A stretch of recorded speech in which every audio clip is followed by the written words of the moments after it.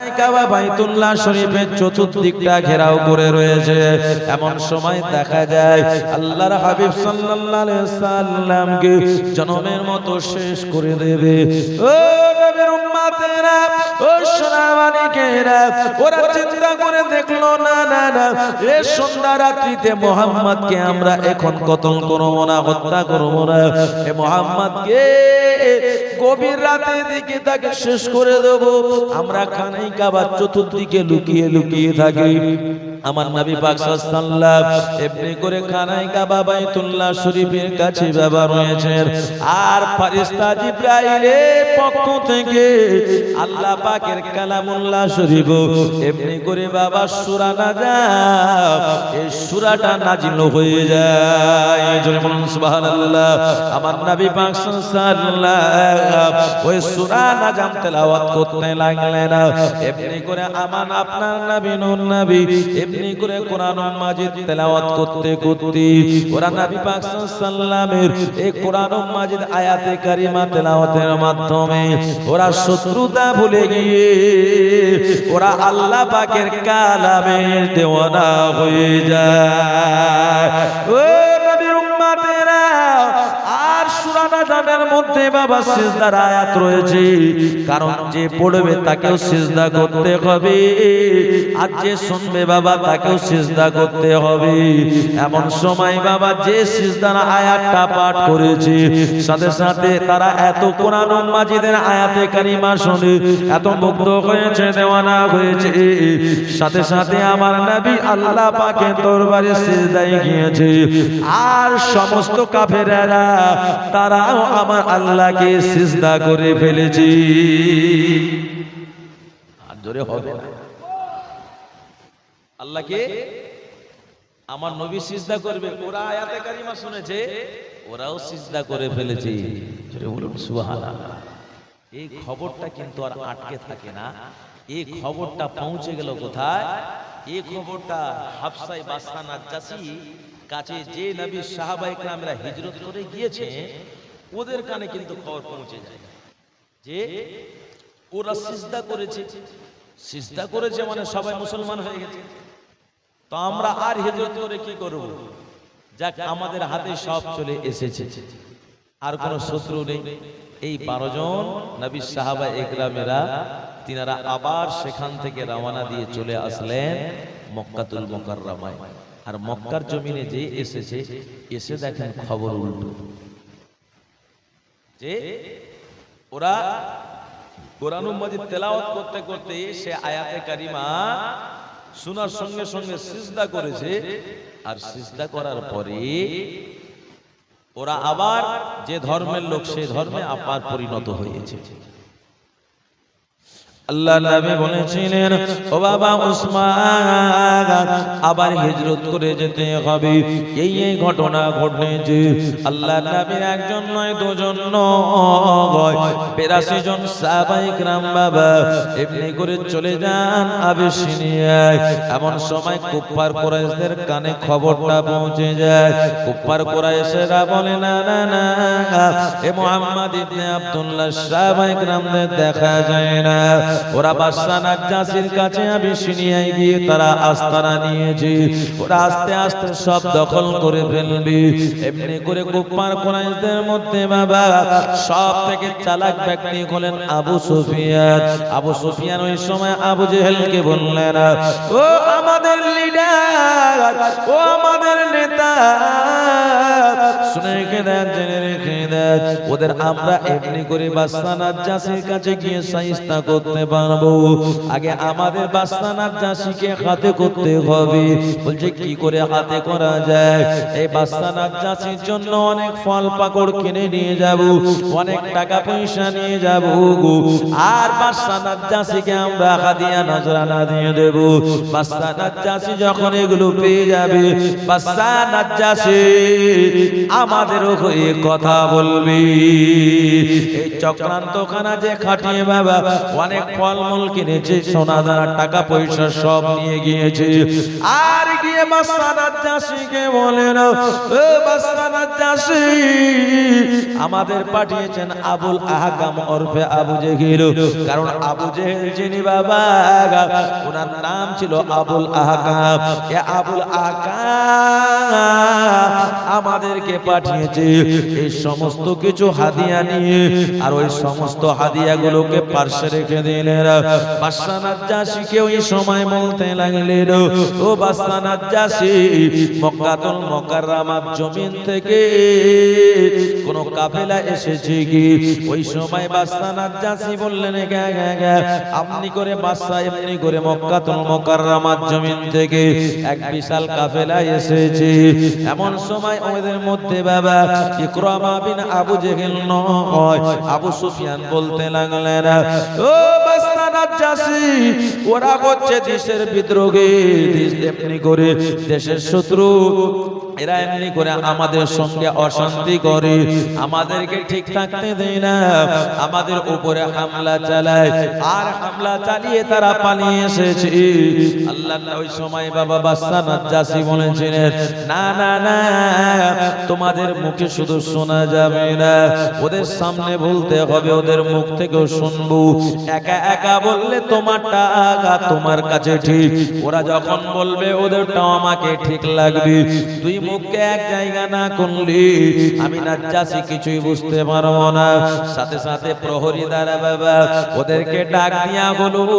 ওরা যখন চলে আসলো, এমন সময় দেখা যায় কুফার কুরাইশদের ভিতর থেকে আবু সুফিয়ান বলতে লাগলো, ও বাদশা নাজ্জাশী, মক্কাতুল মুকাররমার জমিনে এরা হামলা করে, এরা এমনি করে মারামারি হানাহানি করে, মানুষকে ঠিকভাবে থাকতে দেয় না। আর তারা এমনি করে নতুন ধর্ম প্রচার প্রসার করে। তাদেরকে যদি আমরা না মানি, আমাদের উপরে অত্যাচার হানি করে। না না না, এদেরকে আপনি থাকতে দেবেন না। বাদশা নাজ্জাশী বলল, আর কিছু বলার আছে কি? ওই সময় বাবা এমনি করে আবু সুফিয়ান বললেন, না না না, আর আমার কোনো কিছু বলার নাই। সাথে সাথে আল্লাহ এমনি করে বাবা বাদশা নাজ্জাশী বলেছিলেন, ও মুহাম্মদ সাল্লাল্লাহু আলাইহি সাল্লামের অনুগরেরা, এমনি করে আপনাদের ভিতর থেকে কে বক্তব্য দেবেন? সাথে সাথে আল্লাহ নবীর চাচাতো ভাই জাফর বিন আবু তালিব উঠে দাঁড়ালে। জাফর বিন আবু তালিব উঠে বললেন, ও বাদশা নাজ্জাশী, ওরাও আমাদের শত্রু না, আর আমরাও ওদের শত্রু নয়। আর একটু জোরে বলুন সুবহানাল্লাহ। হুজুর আপনি শুনে খেয়ে দেন, জেনে খেয়ে দেন, আপনি করে আমরা মক্কাতুল মুকাররমার জমিনে আমাদের প্রিয় নবী এসেছে, আল্লাহ পাকের পক্ষ থেকে রাসূল এসেছেন, যার নাম হলো মুহাম্মাদুর রাসূলুল্লাহ সাল্লাল্লাহু আলাইহি ওয়াসাল্লাম, যার লাকাব হলো আল-আমিন। মক্কাতুল মুকাররমার লোকেরা তিনার সবাল জীবনে এমন বৃহত্তর এমনি করে একটা সংগঠন করেছিলেন। আর তিনার চাল চলন কথাবার্তা শুনে মক্কার লোকেরা মুহাম্মদ সাল্লাল্লাহু আলাইহি ওয়াসাল্লামকে লকাবখানা দিয়েছে আল-আমিন। একবার জোরে জোরে বলুন সুবহানাল্লাহ। ও নবীর উম্মত উম্মাতানিরা, একটু খেয়াল করে শুনে দেন, জেনে দেন। এমন সময় দেখা যায় আমার নবী এসে আল্লাহ ধর্ম প্রচার করে। ওরা চাঁদকে দেবতা বলে মানে, সূর্যকে তারা সৃষ্টিকর্তা বলে মানে। আর আমাদের নবী বলেন, চাঁদ অস্ত যায়, সূর্য অস্ত যায়, যিনি আমাদের মালিক হবেন, সৃষ্টিকর্তা হবেন, তিনি কখনো ঘুমাবেন না। একবার জোরে জোরে বলুন সুবহানাল্লাহ। চাঁদ এবং সূর্য, দিন রাত, এগুলো আমাদের দেবতা হতে পারে না, সৃষ্টিকর্তা হতে পারে না। যিনি আমাদের আকা, যিনি আমাদের আল্লাহ, তিনি আমাদের কাছ থেকে এমনি করে আকার থেকেও পাক, আর এমনি করে বাবা দেখা যায় সেই আমাদের মাওলা আছে আমাদের আল্লাহকে তোমরা আল্লাহ বলে মেনে নাও, আর আমি নবী মুহাম্মদ সাল্লাল্লাহু আলাইহি সাল্লাম আমাকে নবী বলে মেনে নাও। তোমরা ঈমানের কলেমা পড়ে মুসলমান হয়ে যাও। মক্কাতুল মুকাররমার লোকেরা তারা এমনি করে মায়ের সঙ্গে বোনের সঙ্গে ওই হুল্লা করা জেনা করা এমনি করে উল্লাস মনে করে আনন্দ মনে করে। ও বাসারা যাসি আর আমাদের নবী এসে বলে না না না, এমনি করে মায়ের সঙ্গে অপকর্ম করা যাবে না, সেটা গুনাহ, সেটা বড় গুনাহ। আল্লাহর নবী বলে মদ পান করা যাবে না, এই সুদ খাওয়া যাবে না, মানুষের মেরে কেড়ে খাওয়া যাবে না। এই রকম করে নতুন ধর্ম প্রচার করে বলে ওরা আমাদের শত্রুতা করে। এমন সময় বাদশা নাজ্জাশী বললেন, তোমরা এমনি করে ঈসা নবী সম্পর্কে তোমাদের কি ধারণা? সাথে সাথে এমনি করে জাফর বিন আবু তালিব বলেছিলেন, ও বাদশা নাজ্জাশী, ঈসা নবী হলেন আল্লাহ পাকের প্রেরিত নবী। জোরে বলুন সুবহানাল্লাহ। ঈসা নবীর আম্মা জান মারিয়াম, এই মারিয়ামের নামে নামে আমার আল্লাহ পাক একটা সূরা মারিয়াম আমার নবীর উপরে নাজিল করেছে। বাদশা নাজ্জাশী খুশি হয়ে আমার নবী পাকের উপরে ঈমান আনলে। হবে না? বাদশা নাজ্জাশী খুশি হয়ে ঈমান আনলেন আর ওদেরকে রেগে গিয়ে তাড়িয়ে দিলেন। একবার জোরে বলুন সুবহানাল্লাহ। যে এখানে আগুন লাগাচ্ছে কে? আগুন লাগাচ্ছে তোমরা। এখানে আগুন লাগাচ্ছে এরা নয়, তোমরাই সব থেকে বদমাইশ। ওরা কিছু নিয়ে আসেনি, তোমরা আবার আমার মুখটা বন্ধ করে দেওয়ার জন্য তোমরা আবার এত কিছু এনেছো, তোমাদের সব জিনিস নিয়ে চলে যাবে। আমি বাদশা নাজ্জাশী তোমাদের ফল মূল টাকা পয়সা নিয়ে আমি তোমাদের হয়ে কথা বলবো, এটা কখনোই হতে পারে না। সত্য ধর্ম সত্যই থাকবে, সেই ধর্মকে কেউ মিটিয়ে দিতে পারবে না। একবার জোরে বলুন সুবহানাল্লাহ। যে সময় বাবা বাদশা নাজ্জাশী তাদেরকে তাড়িয়ে দিয়েছিল, ইকরামা বিন আবু জেহেল আবু সুফিয়ান এসে এমনি করে মক্কাতুল মুকাররমায় আবু জেহেলকে ছেড়ে দিয়ে দিলেন। আবু জেহেল বললেন, না না না, এ মুহাম্মদ ইবনে আব্দুল্লাহ দল বলের সঙ্গে বয়কট করতে হবে, ওদের সঙ্গে লেনদেন করা যাবে না, ওদের সঙ্গে খাওয়া দাওয়া যাবে না, ওদেরকে কোনো জিনিস আমরা কিনে দেব না, না না না, ওদের সঙ্গে আমরা বিবাহ শাদী দেব না, দেব না। ও আমার ভাইজানেরা, আজকে এই বাস্তবে বাবা পরিণত হয়েছে, আমরা মুসলমান, আমাদের মধ্যে এইরকম রীতি চালু হয়ে গিয়েছে। কি ভুল কথা বলছি?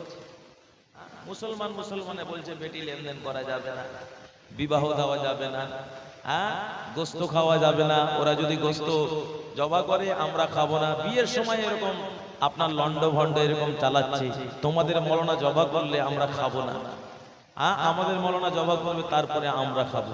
আমার ভাই যাই না, আমরা এগুলো মানি না, আমরা একটাই মানি, লা ইলাহা ইল্লাল্লাহ ফাদাখালাল জান্নাহ। একবার জোরে বলুন সুবহানাল্লাহ। হ্যাঁ, আল্লাহ আল্লাহ রসুলের প্রতি আগে ঈমান আনতে হবে, সেই প্রকৃত মুসলমান। নবী নূর থেকে সৃষ্টি না মাটির সৃষ্টি।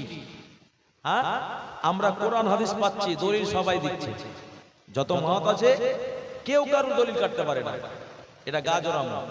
আমার কাছে কথা হলো, নবী পাক সাল্লাল্লাহু আলাইহি সাল্লামকে সৃষ্টি না করলে আল্লাহ কিছু সৃষ্টি করতেন না। আমার নবীকে স্পেশাল নূর দ্বারা আল্লাহ সৃষ্টি করেছেন, সেটাও আছে। আর রাসূল বলছেন, আনা বাশারুম মিসলুকুম, আমি তোমাদের মতো মানুষ। এই রকম অনেক রিওয়ায়াত আছে। এর মাধ্যমে আমি, আমার কাছে কথা হলো, আমার নবীকে আমার আল্লাহ স্পেশাল ভাবে মর্যাদা দিয়েছেন, সম্মান দিয়েছেন। একবার জোরে বলুন সুবহানাল্লাহ। আমার নবীকে সবার থেকে মর্যাদা আল্লাহ বেশি দিয়েছেন। আমাদের মধ্যে কোনো আপনার ত্রুটি থাকবে না, কোনো আমাদের কিছু থাকবে না, যার যেটা ভালো লাগবে সেটা করবে, আমরা মুসলমান।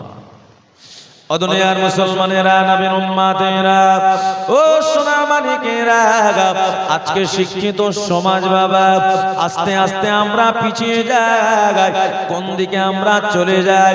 সাবধান হয়ে যান, সাবধান হয়ে যান। দলাদলি করবেন না, পীর মাশায়েখ নিয়ে দলাদলি করা যাবে না। আজকে আমরা বলি পীর জান্নাত পর্যন্ত নিয়ে চলে যাবে, কখনোই নয়, কখনোই নয়। পীর কিন্তু জান্নাতের পথ দেখাবে। পীর কখনো আপনাকে জান্নাতে নিয়ে যেতে পারবে না। পীর আপনাকে জান্নাতের রাস্তা দেখাবে। আপনি যদি সেই রাস্তা মতো না চলেন, আপনি জান্নাতে পৌঁছাতে পারবেন? বলুন। যে পথটা পীর দেখালো, যে আপনি এখান থেকে কালিয়াচক যান, হ্যাঁ, কালিয়াচকের পাশে বাম সাইডে আপনি যাবেন, 5 তলা মসজিদ পাবেন। আপনি যদি ওই রাস্তা দিয়ে কালিয়াচক না গেলেন, 5 তলা মসজিদ খুঁজে পাবেন?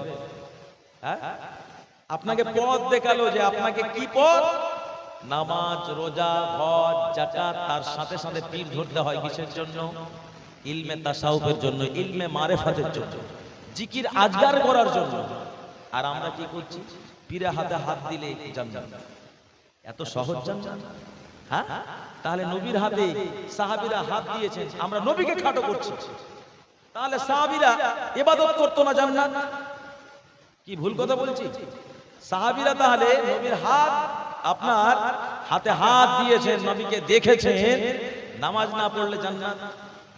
নবী তো বলতে পারতেন, আমার সাহাবীরা নামাজ পড়তে হবে না, কারণ তোমরা আমাকে দেখেছো, আমার কাছে থেকেছো, আমাকে মেনেছো, নামাজ কালাম পড়তে হবে না, শুধু আমার পিছনে হই হই করবে, জান্নাত পেয়ে যাবে।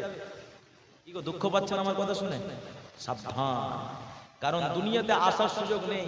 একটু নিজের ব্রেনটাকেও ভেরিফাই করবে, হ্যাঁ, একটু নিজের ব্রেনটাকেও খাটাবে, কোন জিনিসটা কেমন। আল্লাহ জ্ঞান দিয়েছেন, পীরটা ধরবো কেন?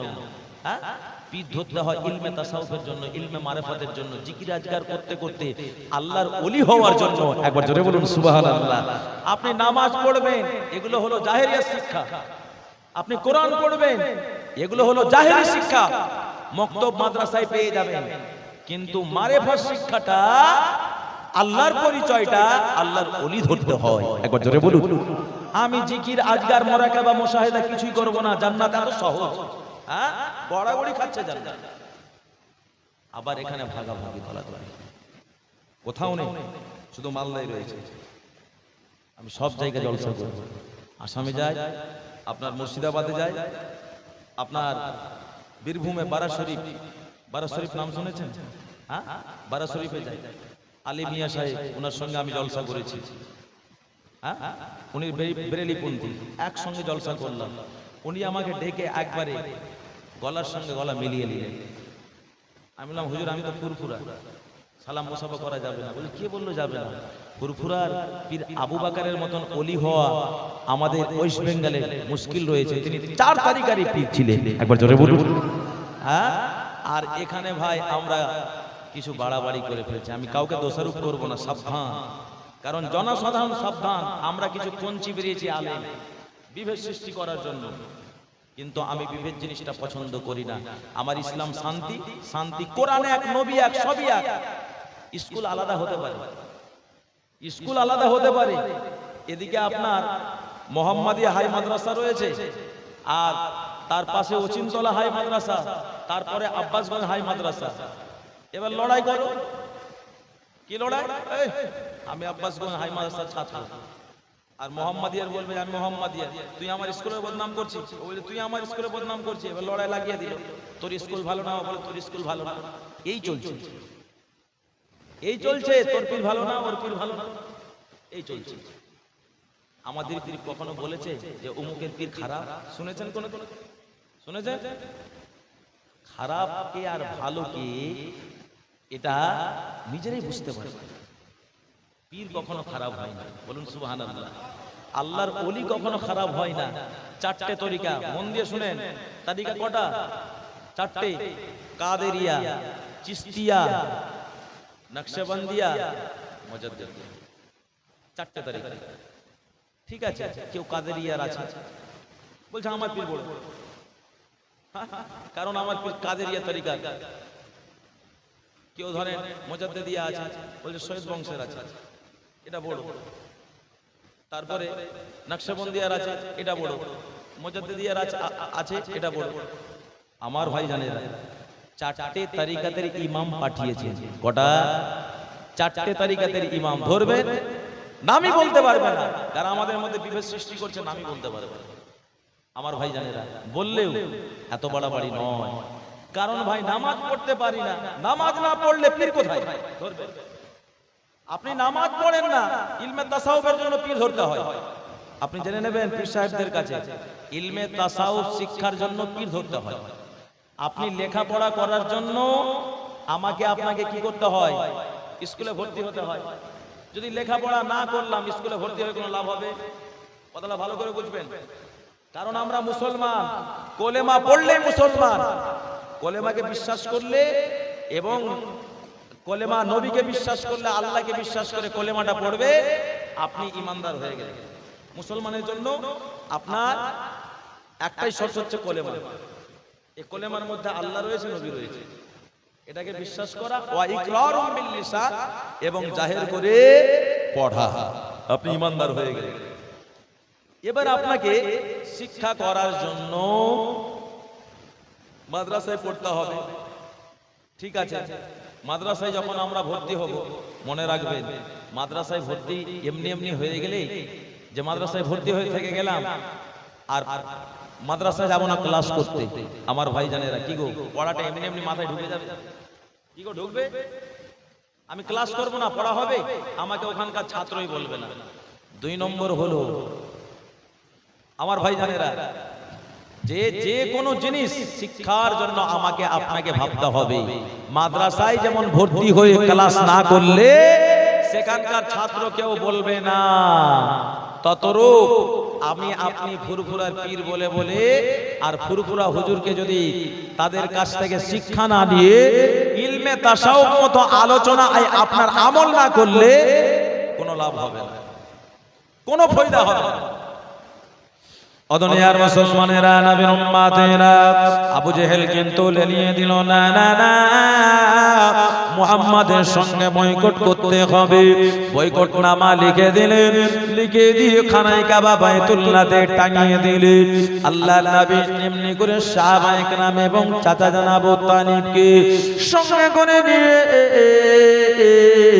এমনি করে আবু কুবাইস নামক পাহাড়, ওই পাহাড়ের 5 দেশে রয়েছেন বাবা সিহাবে আবু তালিব, গিরি সংকটময় জায়গা। সেই জায়গাতে আমার নবী সাহাবায়ে কেরামদেরকে দিয়ে 1 দিন নয়, 2 দিন নয়, 3 বছর থাকলেন। খাওয়া দাওয়া সব ফুরিয়ে গিয়েছে, ওরা খাওয়া দাওয়া দেয় না। এদিকে দেখা যায় নবী সাহাবায়ে কেরামেরা এমনি করে সিহাবে আবু তালিব গিয়ে সেই জায়গাতে বাবা এমনি করে দেখা যায় কেউ বাপ এমনি করে গাছের পাতা, গাছের ছাল এমনি করে বাবা দেখা যায় সবাই কাঁচা কাঁচা খায়। ও নবীর উম্মতেরা, ও সোনার মানিকেরা, সেই কাঁচা শাক, কাঁচা পাতা এমনি করে পেটে সহ্য হবে না বাবা। দেখা যায় খাওয়া দাওয়ার জন্য বাচ্চা কাচ্চারা চিৎকার মেরে কাঁদে। আমার নবী পাক সাল্লাল্লাহু আলাইহি ওয়াসাল্লামের মনটা খারাপ হয়ে গেল। আল্লাহর নবী বাইরে আসলেন বাচ্চাদের কান্না শুনে। এমন সময় দেখা যায় আমার নবী পাক সাল্লাল্লাহু আলাইহি ওয়াসাল্লাম ওই সময় দেখলেন বাচ্চাদের জন্য পানি পেল না, খাবার পেল না। আল্লাহ নবী সাহাবে আবু তালিব যাওয়ার সময় তিনি দোয়া করতে লাগলেন, আল্লাহ বাচ্চাদের কষ্ট সহ্য করতে পারি না, পারি না। আল্লাহ পাক আপনি কি করে সহ্য করেন? আপনি অবশ্যই মেহেরবান, আপনি আমাদের জন্য বয়কট নামা তুলে দিয়ে ইসলামের বিজয় করে দেন। আমার আপনার নবী দোয়া করার সাথে সাথে জান্নাতি টিকিট পাঠিয়ে দিয়ে খানায় কাবায় যে বয়কট নামা ছিল বাবা, বিসমিক আল্লাহু আকবার ওটা বাদ রেখে বাকি লেখাগুলো বাবা ওই পোকা দ্বারা এমনি করে অক্ষরগুলোকে কেটে দিয়েছিলেন। এমন সময় আমার নবী সাহাবায়ে কেরামদেরকে নিয়ে খানায় কাবা বাইতুল্লাহ শরীফে চলে আসলেন সিহাবে আবু তালিব থেকে। এমন সময় দেখা যায় খানায় কাবা বাইতুল্লাহ শরীফে যে এসেছেন, এদিকে আবু জেহেল উতবা সাইবা তলমনেরা আল্লাহর হাবিব সাল্লাল্লাহু আলাইহি ওয়াসাল্লামের দলবলকে তারা কিন্তু বাধা প্রদান করে। ও নওজওয়ানেরা, যুবকেরা বাধা যখন দেয়, আল্লাহর নবী বলেন এ আবু জেহেল, এ কুফার কুরাইশরা আমাদের সঙ্গে বয়কট করেছিলে, দেখো দেখো খানায় কাবা বাইতুল্লাহতে যে বয়কটটা তোমরা টাঙিয়েছিলে ওই বয়কটটা কোনো কিছু লেখা নাই। জোরে বলুন সুবহানাল্লাহ। আবু জেহেল বলল না না আমি তো লিখে টাঙিয়েছি। আবু জেহেল চট করে এমনি করে বাবা তিনি দ্রুত গতিতে খানায় কাবা চলে গেলেন। আর খানায় কাবার কাছে যে গিয়েছে সাথে সাথে দেখা যায় খানায় কাবায় গিয়ে আবু জেহেল লেখা দেখে মাথায় হাত দিয়ে দেয়। জোরে বলুন সুবহানাল্লাহ। কারণ আমার তো মুখ ডুবে গেল, কারণ বিসমিক আল্লাহু আকবার লেখা রয়েছে। আর বাকি বয়কট নামাগুলো কীট পতঙ্গ দ্বারা আমার আল্লাহ লেখাগুলো তুলে দিয়েছে। আর একটু জোরে বলুন সুবহানাল্লাহ। নারে তাকবীর। বয়কট উঠে গেল। ভাই মাইক ম্যান আছে, একটু সাউন্ড দেন, একটু বয়কট নামা উঠে গেল। আমার নবী সাহাবায়ে কেরামদেরকে নিয়ে তিনি থাকতে লাগলেন কোথায়? মক্কাতুল মুকাররমার জমিনে। অদুনিয়ার মুসলমানেরা, নবীর উম্মতেরা, ও সোনার মানিকেরা, একটু খেয়াল করে শুনে দেন, জেনে রেখে দেন। আল্লাহর হাবিব সাল্লাল্লাহু সিহাবে আবি তালিব থেকে আসার 3 মাস পরে তিনার চাচা যান আবু তালিব কিন্তু অসুস্থ হয়ে পড়ে। আবু তালিব বাবা এমনি করে সিহাবে তালিবে থাকা অবস্থা এমনি করে কাঁচা গাছে পাতাগুলো খেয়ে খেয়ে দিন যাপন করেছিলেন। ও নবীর উম্মতেরা, কাঁচা এমনি করে বাবা লতা পাতা খেয়ে মানুষ বাঁচতে পারে না, কারণ সেটা সিদ্ধ করতে হয়। কারণ কাঁচা লতা পাতা এমনি করে বাবা পাতাতে ভিটামিন বেশি থাকে। মাওলানা যদি আপনারা বলেন মাওলানা আমরা তো এমনি করে লতা পাতা শাক সবজি খাই, আমরা শাক সবজি কাঁচা খেলে ভিটামিন বেশি, এই ভিটামিন আমাদের সহ্য হবে না, তাই আমরা শাক সবজি রান্না করে খাই। কি গো রান্না করে খাই না? কাঁচা একদিন খেয়ে দেখবেন, কি সাজনার শাক, আপনার রজনার শাক, তারপরে খুড়িয়ার শাক, এই শাকগুলো খাবেন, ডাঁটার শাক, সহ্য হবে? একবারে হসপিটাল চলে যেতে হবে। এদিকে দেখা যায় আল্লাহর নবীর চাচা যান আবু তালিব তিনি কিন্তু অসুস্থ হয়ে পড়ে, শরীরটা কমজোর হয়েছে, দুর্বল হয়ে গিয়েছে। আল্লাহ নবী বললেন সবাই কলেমা পড়েছি, আমার চাচা জানো সুস্থ, আমার চাচা জানতো কলেমা পড়ে না।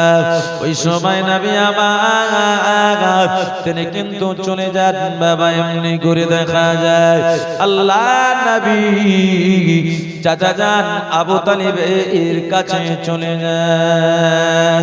ও আমার চাচা যান আপনি ঈমানের কলেমা পড়ুন, আমি মুহাম্মদ কথা দিই এ দুনিয়া জমিন একসঙ্গে থাকলাম, আল্লাহ জান্নাতে কি একসঙ্গে থাকবো না? আপনি একবার কলেমা পড়ুন, আমি কথা দিলাম আল্লাহ জান্নাতে চাচা ভাতিজা পাশাপাশি থাকবো। ও নবীর উম্মতেরা, সেই জায়গায় আবু তালিবের মাথার ধারে নরা দম্পদমায় সেমনি করে আবু জেহেল বসেছিল। আবু জেহেল এ বলে আবু তালিব না না না, খবরদার খবরদার তুমি এখন মৃত্যুর শয্যায় রয়েছো, এখন যদি ইমানের কলেমা পড়ে না পৃথিবীর মানুষ বলবে আবু তালিব মরণের ভয়ে বাপ দাদু ধর্ম ত্যাগ করে দিয়ে নতুন ধর্ম এমনি করে পড়েছে, নতুন ধর্ম গ্রহণ করেছে। আবু তালিব কোনো কথা বললেন না, চুপ করে রয়েছেন। এদিকে আমার নবী বারে বারে বলেন চাচা যান আপনি কলেমা পড়ুন।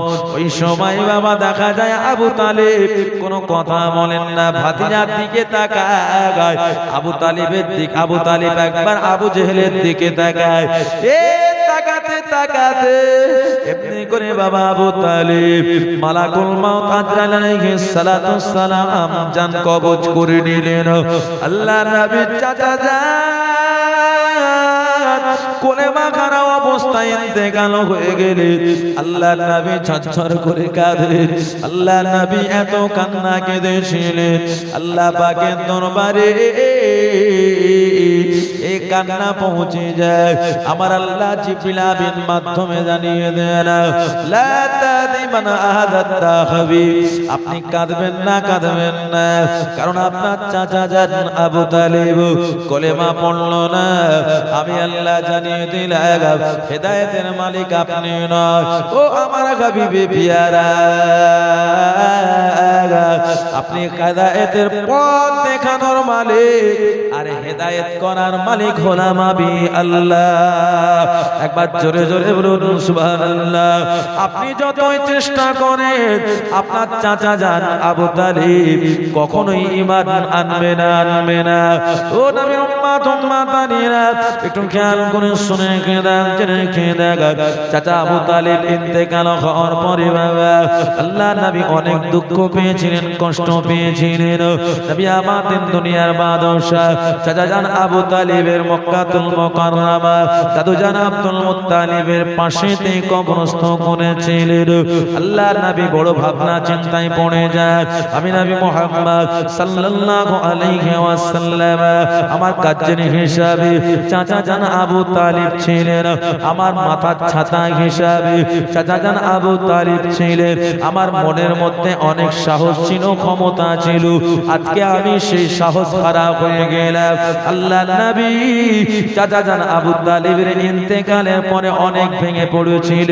আল্লাহর নবী আবার কারে ঘেরায় চলে যায়। নবী আমার কারে ঘেরাতে ধ্যান মগ্ন করেন আল্লাহ পাকের কালামুল্লাহ শরীফ এমনি করে আল্লাহ পাকের পক্ষ থেকে নাজিল হয়। আর নতুন নতুন বাণী আমার নবী সাহাবায়ে কিরামদেরকে কোরআন মাজিদের নতুন নতুন আয়াতে কারিমা গুলো শোনায়। একবার জোরে জোরে বলুন সুবহানাল্লাহ। আল্লাহর হাবিব সাল্লাল্লাহু আলাইহি ওয়াসাল্লাম নবী আমার আবার এমনি করে গারে ঘেরায় চলে যায়। এদিকে আমাদের আম্মা জান মা খাদিজাতুল কুবরা রাদিয়াল্লাহু তাআলা আনহা তিনি অসুস্থ হয়ে পড়েন। তিনি এত অসুস্থ হয়ে পড়েন আম্মা জান মা খাদিজা ওই সময় নবী সাহাবীদেরকে বলেছেন আমার সাহাবায়ে কেরামেরা আপনার নয় আমাদের প্রিয় হাবিব সাল্লাল্লাহু আলাইহি সাল্লামকে খবর দেন আমি খাদিজা আমার জানটা খারাপ। এমন সময় দেখা যায় আম্মা জান মা খাদিজা বলার সাথে সাথে নবী সাহাবায়ে কেরামেরা আর দেরি করলেন না, তিনারা দ্রুত গতিতে গারে ঘেরায় চলে গেলেন। গারে ঘেরায় গিয়ে দেখেন আল্লাহর হাবিব সাল্লাল্লাহু আল্লাহ পাকের দরবারে সিজদায় পড়ে চারে চার হয়ে কাঁদে। আর একটু জোরে বলুন সুবহানাল্লাহ। ও নবীর উম্মতেরা কিছুক্ষণ পর দেখা যায় আমার নবী সিজদা থেকে মাথা তুললেন। এমন সময় সাহাবায়ে কিরামদের দিকে মুখ ফিরে তাকালেন। আল্লাহর নবী সাহাবীরা আমার নবীকে সালাম খানা জানিয়ে বললেন ইয়া রাসূলুল্লাহ হাবিবাল্লাহ এই জায়গা আপনাকে ডিস্টার্ব দিতে এসেছি, হুজুর বেয়াদবি নেবেন না। আপনি আমার আল্লাহর সঙ্গে দিদারে মগ্ন থাকে আর আপনার এমনি করে ক্ষতি সাধন করতে এসেছি, হুজুর আপনি দুঃখ নেবেন না, নেবেন না। আল্লাহর নবী বলেছেন ও আমার সাহাবায়ে কেরামেরা কি খবর রয়েছে বলুন। আমার নবী সাহাবায়ে কেরামেরা বলেছিলেন ইয়া রাসূলুল্লাহ রাসূলুল্লাহ হাবিবাল্লাহ হুজুর আমাদের আম্মা জান মা খাদিজার জান মোবারক খারাপ, তিনি একটু অসুস্থ হয়ে গিয়েছেন। আমার নবী আর দেরি করলেন না, আল্লাহ নবী তাড়াতাড়ি বেরিয়ে গেলেন। আম্মা জান মা খাদিজা রাদিয়াল্লাহু আনহার ঘরে চলে আসলেন। আমার নবী ওই সময় মা খাদিজার ঘরের মধ্যে যেই প্রবেশ করলেন, আম্মা জান মা খাদিজা আমার নবী পাক সাল্লাল্লাহু আলাইহি ওয়াসাল্লামের চেহারা মোবারক খানা দর্শন করার সাথে সাথে তিনার চোখ দিয়ে পানি খানা জারি হয়ে যায়। এমন সময় আবার নবী বলে, ও বিবি খাদিজা তুমি কাঁদো কেন, তোমার কান্নার কারণ কি? আম্মা জান মা খাদিজা এই সময় বলেছিলেন, ইয়া রাসূলুল্লাহ হাবিবাল্লাহ আমি খাদিজা মনে হয় আমি হাত বাঁধবো না, আমার জানটা অনেক অসুস্থ, হুজুর আমি অনেক অসুস্থ হয়ে পড়েছি, আমার মনে হয় আর আমি সুস্থ হব না, আমি খাদিজা এখান থেকে বিদায় নিয়ে নেব। হুজুর আমি কেন কাঁদি? আমি এমনি করে খাদিজা কাঁদি, এখন যদি আমার জান চলে যায় আমাকে কিছুক্ষণের মধ্যে মাটির তলায় থাকতে হবে, যেটা আমার আসল ঘর, চিরস্থায়ী ঘর, এমনি করে হচ্ছে কবর, ওই কবরের আমি ডর ভয়ে কাঁদি। ইয়া রাসূলুল্লাহ হাবিবাল্লাহ কবর এমন একটা অজানা দেশ, সেই দেশের খবর আমি জানি না, সেই দেশে যারা গিয়েছে তারা একটাও ফিরে আসে না। আমি খাদিজা সেই কবরের মধ্যে কেমনে থাকবো? আমি খাদিজা সেই কবরের কথা মনে করে আমি কাঁদি। আল্লাহ নবীকে ওই সময় আল্লাহ নবী বলেছিলেন, ও বিবি খাদিজা আমি রাসূলুল্লাহ জানিয়ে দিলাম আমার আল্লাহ নবীদের বিবিদেরকে কবরে ভালো অবস্থায় রাখবে। আর একটু জোরে বলুন। আম্মা জান মা খাদিজা বলেছিলেন, ইয়া রাসূলুল্লাহ হাবিবাল্লাহ আমি খাদিজা আমি আপনার কাছে কোনোদিন কোনো আবদার করি না, আমি ছিঁড়ে কাপড় পরে পরে দিন কাটিয়েছি, হুজুর সেলাই করে করে আমি পড়েছি, হুজুর আমি আপনাকে একদিনও কাপড়ের জন্য বলি না, হুজুর আমি আপনাকে খাবার দাবার জন্য কোনোদিন আবদার রাখি না, আজকে আমি আপনার কাছে আবদার করতে পারি, আপনি আমার কথাগুলো মেনে নেবেন। আল্লাহর নবী বলেছিলেন, খাদিজা তোমার আবদারগুলো আমি রাসূলুল্লাহ মেনে নেব। ও বিবি খাদিজা তুমি করে আমার জীবন সঙ্গিনী, ও বিবি খাদিজা তুমি ইসলামের জন্য যতটা এমনি করে পরিশ্রম করেছো, আমি নবী আমার কাছে কখনোই কিছু চাও না, আজকে তুমি আবদার রাখবে, সেই আবদারটা আমি নবী কখনো ফিরিয়ে দিতে পারি না। আম্মা জান মা খাদিজা কয়েকটা আবদার করে বসলেন, ইয়া রাসূলুল্লাহ হাবিবাল্লাহ আমি খাদিজা যখন মারা যাব, হুজুর আপনি আমাকে বাজারে কাফন দিয়ে কাফনাবেন না, হুজুর আমি আপনার জুব্বা মোবারক রেখে দিয়েছি, আপনি আল্লাহ পাকের নবী, আপনি যে জুব্বাখানা পড়েছেন এই জুব্বার মর্যাদা অনেক গুণে গুণে বেশি, একবার জোরে বলুন সুবহানাল্লাহ। এই জুব্বা মোবারক আমি খাদিজা আমার শরীরের মধ্যে যদি কাফন হিসাবে ব্যবহার হয়, কবর আমাকে বন্ধরূপে গ্রহণ করবে। হুজুর যখন আপনি আপনার পিরহান মোবারক খানা দিয়ে আপনি আমাকে কাফনাবেন, আমি খাদিজা জানিয়ে দিলাম কাফনেতে এমনি করে বাজার থেকে কাপড় এনে ব্যবহার করা হয়, হুজুর আপনি কাপড় ব্যবহার করবেন না, আপনি যখন কলেমা দাওয়াত খানা দিয়ে দিন ইসলামের দাওয়াত খানা দিয়ে বাড়ি ফিরতেন, আপনার নালাইন শরীফে ধুলো মোবারক আমি খাদিজা তুলে রেখে দিয়েছি, এ ধুলের মর্যাদা অনেক গুণে গুণে বেশি। ইয়া রাসূলুল্লাহ হাবিবাল্লাহ হুজুর আমি খাদিজা 3 নম্বর আমার আবদার হলো, হুজুর আপনি এমনি করে বাজার থেকে কোনো গোলাপ পানি এসে আমার কাফনে দেবেন না, হুজুর আপনি আমাকে এই গোলাপ পানির পরিবর্তে আমি খাদিজা আমার কাফনে আপনার ঘাম মোবারক আমি তুলে রেখেছি, এই ঘাম মোবারক আপনি লাগিয়ে দেবেন। হুজুর আপনি যখন আমাকে জান্নাতুল মুআল্লা কবরস্থানে দাফন করে দিয়ে আপনার সাহাবায়ে কেরামেরা 3 মুঠো মাটি দিয়ে তারা যখন বাড়ি চলে আসবে, হুজুর আপনি আসবেন না, আপনি আমার কবরের পাশে থাকবেন, কারণ আপনি আল্লাহ পাকের হাবিব, আমাদের নবী আল্লাহ পাক আপনাকে বড় ভালোবাসেন, মহব্বত করেন, প্যার করেন। ইয়া রাসূলুল্লাহ, হাবিবাল্লাহ, আমি খাদিজা আমার কবরে যখন মুনকির নাকির সওয়াল জবাব করবে, আমি খাদিজা যদি প্রশ্নের উত্তরখানা বলে যায়, হুজুর আপনি উপর থেকে তালকিন করে বলে দেবেন, আর আমি খাদিজা আপনার শুনে শুনে উত্তরখানা দিয়ে দেব। আল্লাহর নবী বলেছিলেন, ও বিবি খাদিজা শুনে রেখে দাও, জেনে রেখে দাও, আমি রাসূলুল্লাহ জানিয়ে দিলাম তোমার চারটে আবদার আমি নবী মেনে নিলাম। জোরে বলুন সুবহানাল্লাহ। আম্মা জান মা খাদিজা যখন ইন্তেকাল হয়েছিলেন বাবা, ওই সময় জান্নাতের রানী হযরতে মা ফাতেমার বয়স 5 বছর ছিল বাবা। এই দিকটা আমি আলোচনা করতে পারি না সময়ের জন্য। পাক পাঞ্জাতন হুজুরদের জীবনী বলে সেটা আলোচনা করা যাবে। পাক পাঞ্জাতন বলতে বাবা এমনি করে দেখা যায় আমার নবী পাক সাল্লাল্লাহু আলাইহি ওয়াসাল্লাম, ফাতেমা রাদিয়াল্লাহু আনহা, ইমাম হাসান আর হোসেন, চারজন হলো। হাসান হোসেনের আব্বা জান শেরে খোদা আলী, একবার জোরে জোরে বলুন সুবহানাল্লাহ। এই জীবনীতে ফাতেমার আলোচনা করা যায় বাবা। ও দুনিয়ার মুসলমানেরা, নবীর উম্মতেরা, এমন সময় দেখা যায় আম্মা জান মা খাদিজা যখন ইন্তেকাল হয়েছিলেন, বুবু ফাতেমার বয়স 5 বছর। হযরতে ফাতেমা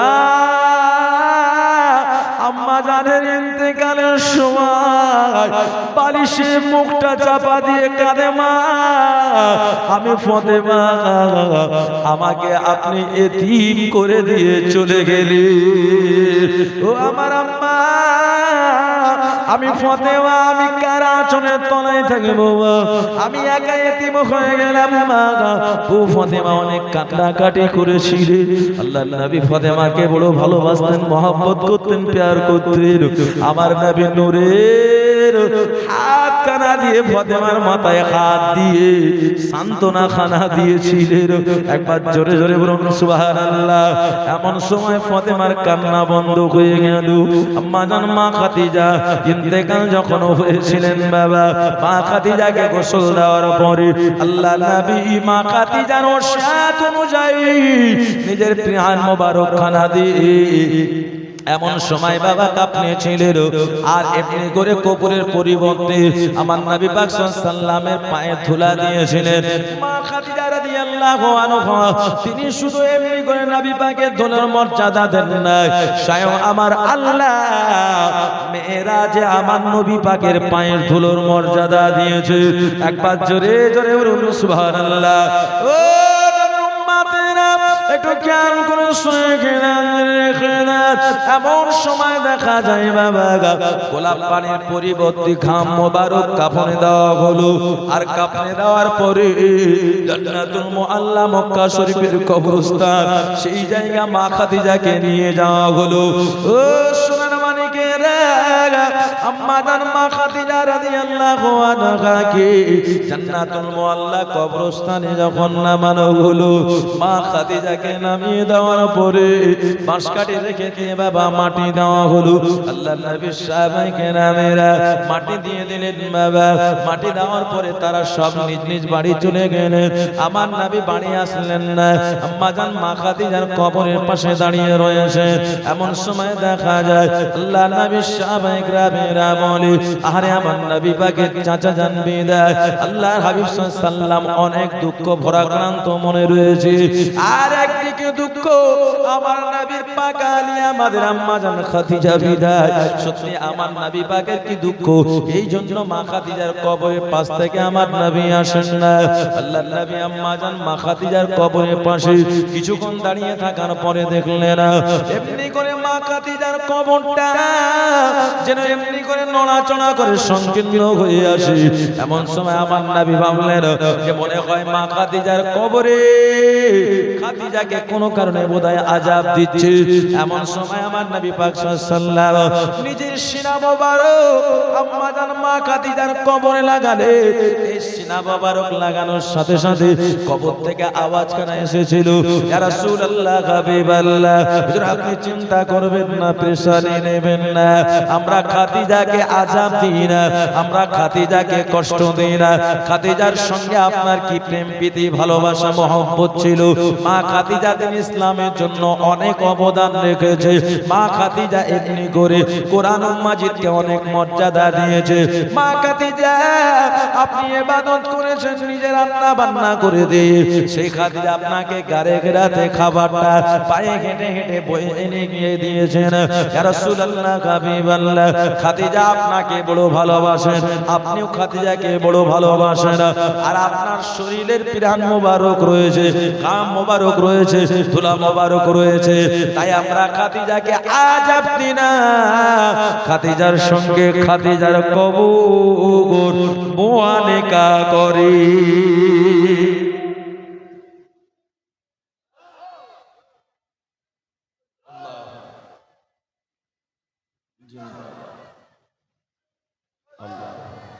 আমার ভাই মা খাদিজাকে কবর কি করে?